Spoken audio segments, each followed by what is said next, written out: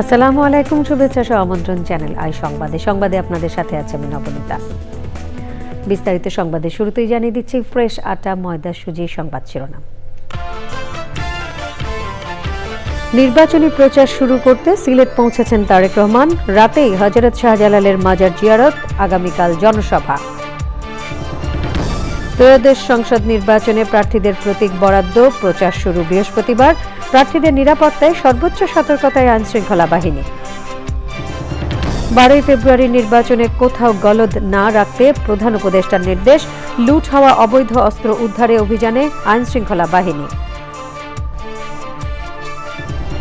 এবং ভারতের টি-20 বিশ্বকাপ না খেললে বাংলাদেশের পরিবর্তে অন্য দেশ খেলার বার্তা দিল আইসিসি। চূড়ান্ত সিদ্ধান্ত নিতে একদিন সময় পেল বিসিবি। ভূমিকম্প সহনীয় মোস্ট ডিউরেবল দেশের প্রথম থার্মেক্স রড সালাম স্টিল। সালাম স্টিল বোঝে ডিউরেবিলিটি। সালাম স্টিল, মোস্ট ডিউরেবল স্টিল। সংবাদ শিরোনামগুলো জানাচ্ছিলাম। এখনকার সংবাদ আয়োজন একই সঙ্গে চ্যানেলের ইউটিউব চ্যানেল এবং চ্যানেলের ওটিটি প্ল্যাটফর্ম আই স্ক্রিনে লাইভ স্ট্রিমিং হচ্ছে। যাচ্ছে পুরো সংবাদের শুরুতেই জাতীয় সংসদ নির্বাচন 2026 কাউন্টডাউন।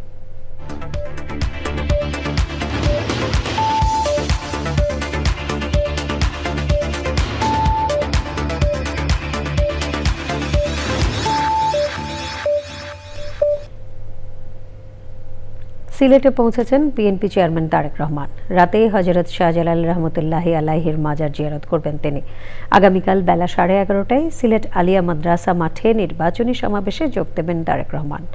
বিএনপি চেয়ারম্যানের গাড়ি বহরে আছেন রাহুল রায়। সরাসরি যাচ্ছি তার কাছে। রাহুল, বিএনপি চেয়ারম্যান তারেক রহমানের কর্মসূচির তথ্য আমাদের জানান।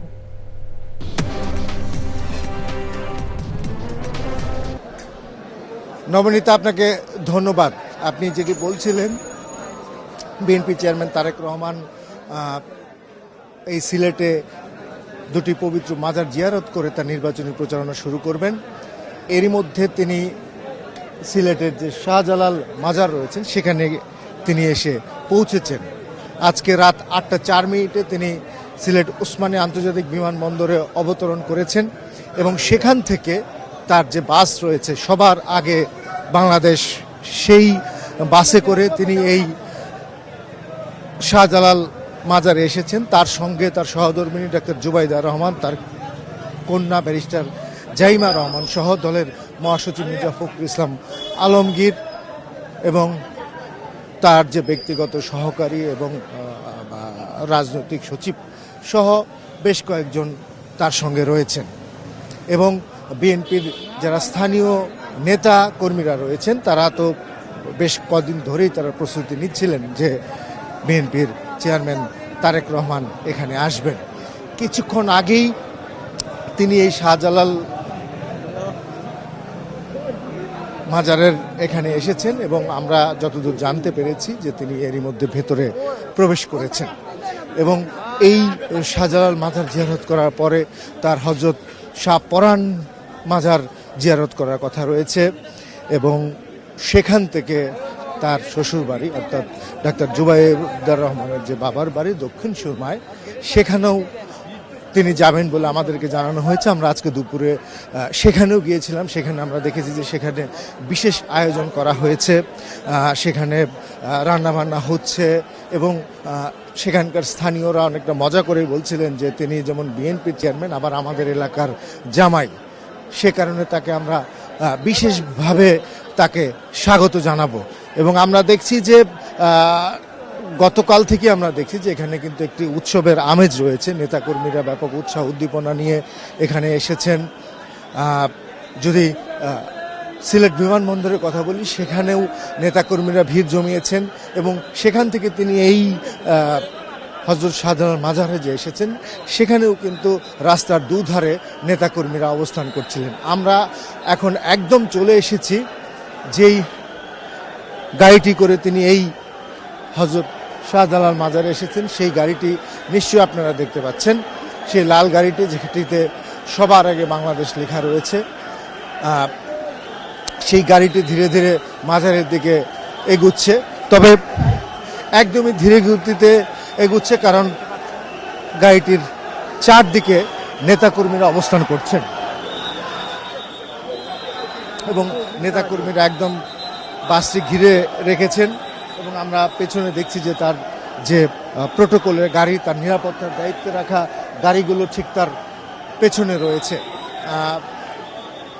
আমরা এর আগে দেখেছি যে সাবেক প্রধানমন্ত্রী এবং বিএনপি চেয়ারপারসন সদ্য প্রয়াত বেগম খালেদা জিয়াও কিন্তু এই সিলেটকে বলা হয় পবিত্র পুণ্যভূমি, যে দুটি মাজার রয়েছে সেই মাজার জিয়ারত করে তিনিও কিন্তু নির্বাচনী প্রচারণা কার্যক্রম শুরু করতেন। সে ধারাবাহিকতায় আমরা দেখতে পাচ্ছি যে তার ছেলে বিএনপির চেয়ারম্যান তারেক রহমানও এই সিলেটের দুটি মাজার জিয়ারত করে তার নির্বাচনী প্রচারণা শুরু করবেন। এরই মধ্যে তিনি হযরত শাহজালাল মাজারের একদম গেটের কাছে চলে এসেছেন। এখান থেকে তার শাহপরানের মাজারে যাওয়ার কথা রয়েছে। সেখান থেকে আমরা যতদূর জানতে পেরেছি যে তিনি তার শ্বশুরবাড়ি অর্থাৎ ডাক্তার জুবাইদা রহমানের বাবার বাড়িতে যাবেন এবং আগামীকাল বেলা 11:30টায় সিলেট আলিয়া মাদ্রাসা মাঠে যে সমাবেশ অনুষ্ঠিত হবে সেই সমাবেশে তিনি বক্তব্য রাখবেন এবং সেই সমাবেশ থেকেই কিন্তু তিনি এবং বিএনপির আনুষ্ঠানিক নির্বাচনী প্রচারণা তিনি শুরু করবেন। আমরা যেটি বলতে পারি যে এক নির্বাচনী যে বিধিনিষেধ আছে, যে বিধিমালা আছে, সে অনুযায়ী আজ রাত 12টার পর থেকে নির্বাচনী প্রচারণা কার্যক্রম শুরু করছে রাজনৈতিক দলগুলো। অর্থাৎ আগামীকাল সমাবেশের মধ্য দিয়েই তারেক রহমান ধানের শীষের জন্য ভোট চাওয়া শুরু করবেন, সেটি আমরা বলতেই পারি। এবং সেখান থেকে তিনি ঢাকা অভিমুখে 7টি জেলায় পথসভা করবেন। সেই পথসভাগুলো নিশ্চিত অর্থেই জনসভায় রূপান্তর নেবে এবং আগামীকাল সিলেটে যে জনসমাবেশ করবে সেখানে সিলেট এবং সুনামগঞ্জ জেলার যারা বিএনপির প্রার্থী রয়েছে তারা মঞ্চে থাকবেন, কেউ বক্তব্য দিবেন না। বিএনপি চেয়ারম্যান তারেক রহমান যখন মঞ্চে উঠবেন তখন তিনি বক্তব্য দিয়ে সেই সমাবেশের সমাপ্তি ঘটাবেন। এর পরবর্তীতে তিনি যে জেলাগুলোতে থাকবেন সেই জেলাগুলোতে আসলে সেই দলের বিএনপির প্রার্থী এবং বিএনপির যারা নেতাকর্মীরা সেখানে থাকবেন। তো এখান থেকে এই হযরত শাহজালাল মাজার থেকে তার হযরত শাহপরানের মাজারে যাওয়ার কথা রয়েছে। এর মধ্যে তিনি একদম হযরত শাহজালাল মাজারের গেটে চলে এসেছেন। নবনীতা। রাহুল, ধন্যবাদ আপনাকে। ত্রয়োদশ জাতীয় সংসদ নির্বাচনে প্রার্থীদের প্রতীক বরাদ্দ দিয়েছে রিটার্নিং অফিসারের কার্যালয়। নিরাপত্তা নিয়ে শঙ্কার কথা জানিয়েছেন নারী প্রার্থীরা। রিটার্নিং কর্মকর্তারা জানিয়েছেন প্রার্থীদের নিরাপত্তা ইস্যুটিকে গুরুত্ব দিচ্ছে ইসি।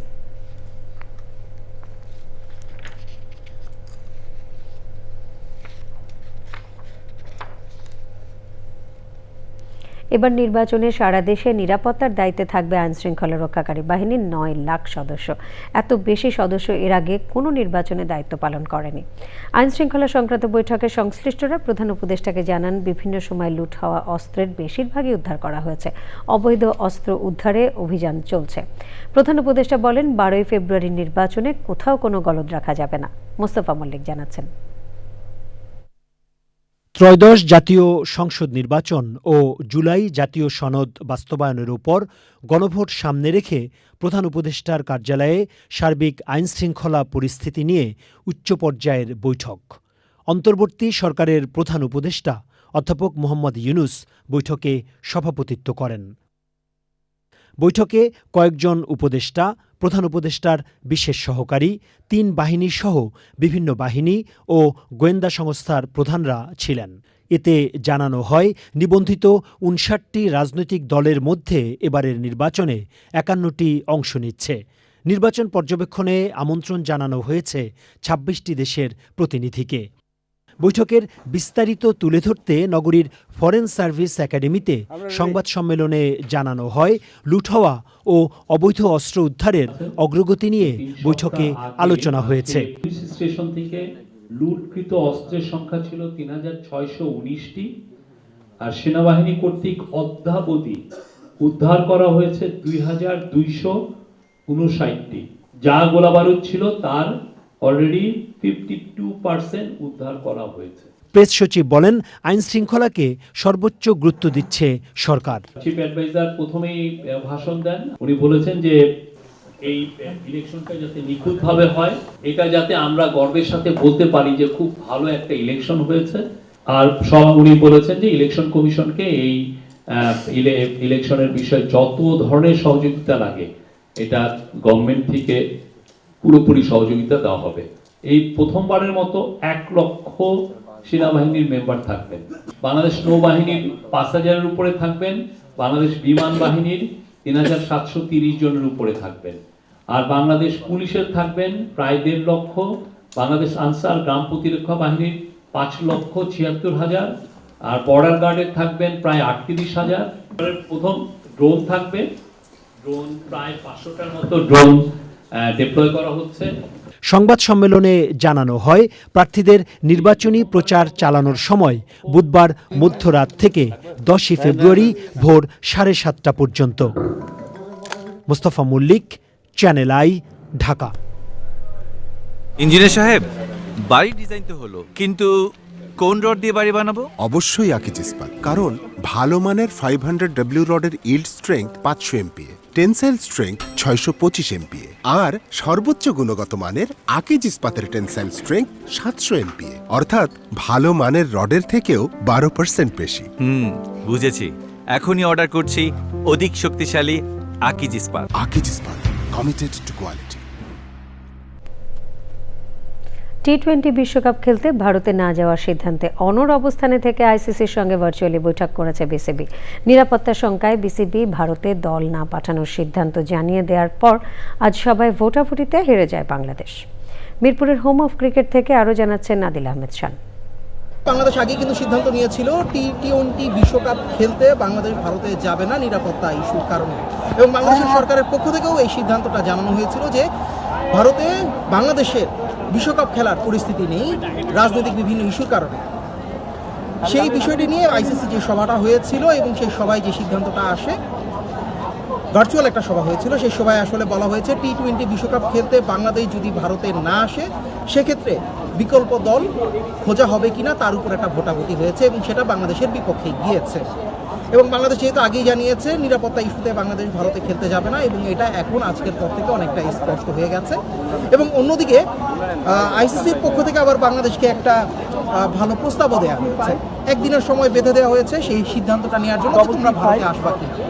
শেষ পর্যন্ত বাংলাদেশ কিন্তু আসবে না, সেটা কিন্তু একদমই চূড়ান্ত সিদ্ধান্তটা হয়ে গেছে। এখন আপনি দেখুন, বাংলাদেশ যে ভারতে যাবে না সেটা কিন্তু একটা সরকারি সিদ্ধান্ত, এবং এটা আজকের বৈঠকের একদিন আগে কিন্তু সরকারের পক্ষ থেকে আরও স্পষ্টভাবে বলে দেওয়া হয়েছে। যুব ক্রীড়া উপদেষ্টা তিনি কিন্তু জানিয়েছিলেন। আর এদিকে এখন যে বর্তমান অবস্থা তাতে কিন্তু বলতে গেলে বাংলাদেশ এখন অনেক বড় একটা চাপে, এমনকি একটা ট্র্যাপেও রয়েছে, কারণ বাংলাদেশ কোনোভাবেই যাবে না ভারতে খেলতে। সুতরাং বিশ্বকাপ খেলা এবার হচ্ছে না বাংলাদেশের, এটা একটাই নিশ্চিত হয়ে গেল। আর অন্যদিকে কালকে বাংলাদেশ জবাব দিবে, এবং আমার জবাবটা অনেকটা স্পষ্ট যে যদি আমাদের বিকল্প ভেন্যু হিসেবে শ্রীলঙ্কাকে তোমরা জানিয়ে না দাও বা স্থানান্তর করে না দাও সেক্ষেত্রে আমরা খেলতে যাব না। আর ওদিকে গ্রুপ পরিবর্তনের যে একটা কথা হয়েছিল সেটা অনেকটাই নাকচ হয়ে গেছে, অর্থাৎ বাংলাদেশের গ্রুপ পরিবর্তনের যে একটা আশা ছিল সেই আশাটা অনেকটা ক্ষীণ হয়ে গেছে, এবং বাংলাদেশের বিশ্বকাপটা একরকমের আসলে শেষ হয়ে গেছে। তবে বাংলাদেশ যদি ভারতে গিয়ে খেলতে চায় সেক্ষেত্রে কিন্তু বাংলাদেশের বিশ্বকাপ খেলা হবে। তবে বাংলাদেশের সরকার কি সেই সিদ্ধান্তটা নিবে, বা বাংলাদেশ সরকার কি সেই অনুমতি দিবে বাংলাদেশ দলকে ভারতে গিয়ে খেলার জন্য, সেটা কিন্তু হয়তো একদিন পরে আরেকটা সিদ্ধান্ত কিংবা আরেকটা বৈঠকের পর হয়তো চূড়ান্ত সিদ্ধান্ত আসতে পারে। তবে এখন পর্যন্ত সিদ্ধান্ত এটাই, বাংলাদেশের বিশ্বকাপ খেলা হচ্ছে না ভারতে গিয়ে। এরই সাথে সংবাদে নিয়ে নিচ্ছি বিরতি, আর বিরতির পর অন্যান্য সংবাদের সাথে জানিয়ে ফিরব।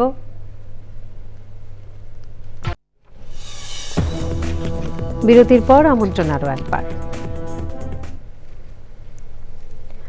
সামাজিক যোগাযোগ মাধ্যমের পরিসংখ্যান বিশ্লেষণধর্মী ওয়েবসাইট সোশ্যাল ব্লেড প্রকাশিত ফেসবুকের শীর্ষ 100 কন্টেন্ট ক্রিয়েটরের তালিকায় জায়গা করে নিয়েছেন BNP chairman Tarique Rahman. Facebook reach বা প্রচার ব্যাপ্তির দিক থেকে অনেক বিশ্বনেতা ও তারকাকেও ছাড়িয়ে গেছেন বিএনপির চেয়ারম্যান। সোশ্যাল ব্লেডের তথ্যানুযায়ী top 100 Facebook creators by social তালিকায় তারেক রহমানের অবস্থান যুক্তরাষ্ট্রের প্রেসিডেন্ট ডোনাল্ড ট্রাম্পেরও ওপরে। এবারে আন্তর্জাতিক সংবাদ।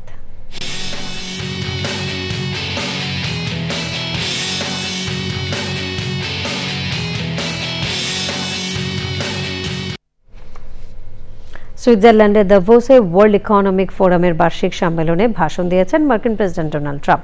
ভাষণের শুরুতেই গ্রিনল্যান্ড ইস্যুতে ইউরোপের সমালোচনা করে তিনি বলেন, ইউরোপ সঠিক পথে চলছে না।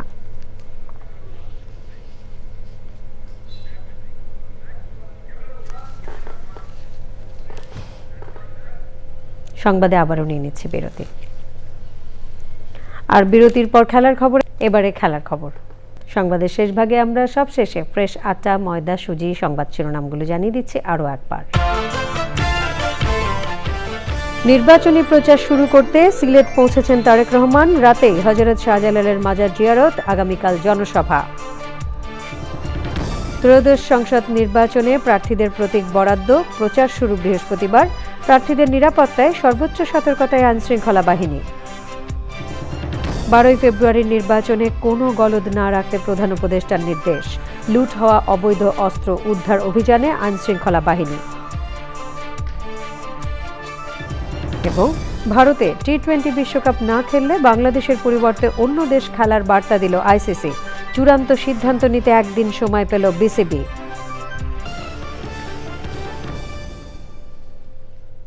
পরবর্তী সকল সংবাদ দেখার আমন্ত্রণ রইল। ধন্যবাদ সবাইকে।